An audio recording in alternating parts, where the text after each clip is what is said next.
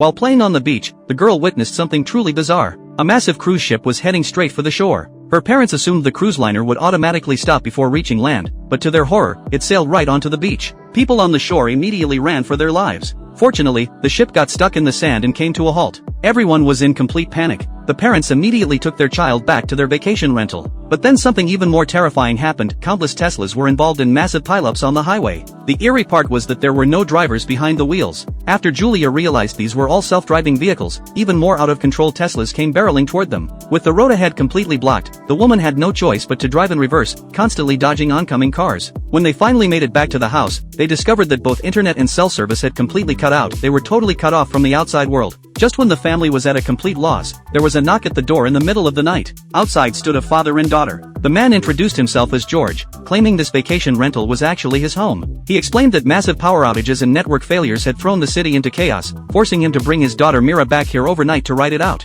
Julia was deeply suspicious, but George pulled out keys, opened a storage cabinet, and offered $1,000 cash for them to stay just one night. Tempted by the money, Julia agreed. The next day, Clay went out looking for help and encountered a Spanish-speaking woman on the road, but he couldn't understand what she was saying. Even more terrifying, planes in the sky were dropping some kind of red substance. Meanwhile, George went to ask neighbors for help but discovered severed hands and plane wreckage on the beach. Just as he stood there in shock, an out-of-control aircraft came screaming toward him. He barely made it inside to escape. At the same time, swarms of wild deer appeared in their yard, and a flock of flamingos showed up in the pool. All the animals were acting strangely, as if they were fleeing from some massive danger.